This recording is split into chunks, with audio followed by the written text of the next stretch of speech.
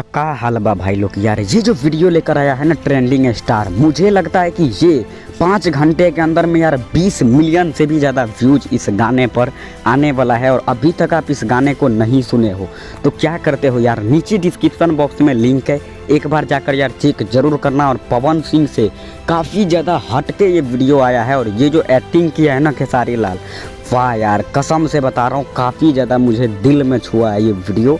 और आप यार एक बार जाकर फिर से कहता हूँ कि चेक जरूर करना। और जो मघैया जबान का चमचा है उसको लगेगा कि नहीं यार हमें इस पर जो है कोई रोस्ट बनाना है या फिर जो है इस वीडियो को ऐसे साबित करना है कि ये जो वीडियो है सबको लगे कि ये अश्लील है। वाकई में ये जो वीडियो आप देखोगे तो लगेगा कि कहीं से भी नहीं लगेगा आपको कि ये जो है वीडियो अश्लील है।